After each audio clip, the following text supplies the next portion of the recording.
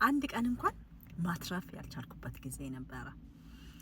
አሁን ግን እንደ አዲስ መኖር ጀምሬያለሁ።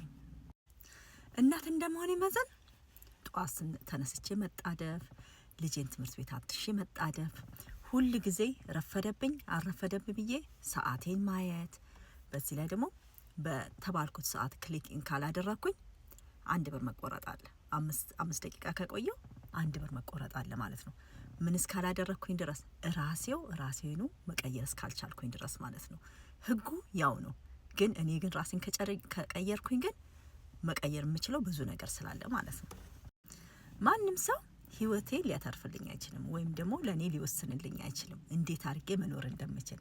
እኔው ራሴ ግን ህይወቴን በዚህ አይነት መንገድ ነው መመራው፣ በዚህ አይነት መንገድ ነው እኔ ኑሮዬን ወይም ደግሞ ህይወቴን ማለፍ ያለብኝ ወይም ደግሞ መምራት ያለብኝ የሚለውን ነገር ራሴው ነው መወሰን ያለብኝ።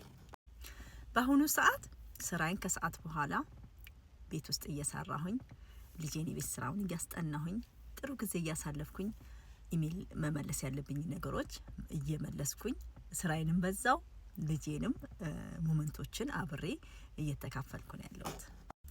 በአሁን ሰዓት ቢዝነሴን ከቤት ውስጥ ቢልድ እያደረኩ ነው ያለሁት። ይሄ ነገር የሆነው በአንድ ቀን አይደለም። የግድ ደግሞ ፐርፌክት መሆን አይጠበቅብንም። ቀስ እያለን ትሬኒንጎችን እየተከታተልን ቀን በቀን እየተማርን ቴስቲሞኒዎችን እየሰማን ራሳችንን ቢልድ እያደረግን እናትነቴን ያሁን እንዴት አድርጌ ልጄን ማሳደግ እንዳለብኝ፣ እንዴት አድርጌ እናትነቴን ማጣጣም እንዳለብኝ በአሁን ሰዓት እየገባኝና እያደረኩት ነው ያለሁት። ቢዝነሱን ለመጀመር ምንም አይነት ፍቃድ አያስፈልግም። የሚያስፈልገው ምንድነው?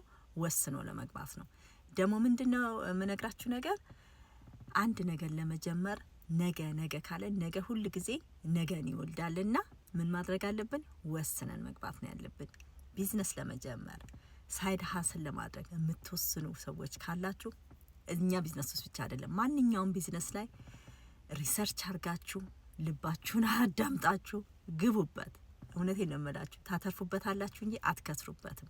በዚህ ላይ ደግሞ እየተማረን እየሰራን የምንሄድበት ለወደፊት ቢልድ የምናደርግበት ቢዝነስ ስለሆነ በጣም ብዙ ነገር ስለሚጠቅመን፣ ጊዜው ደግሞ የ21ኛው ሴንቸሪ ነው።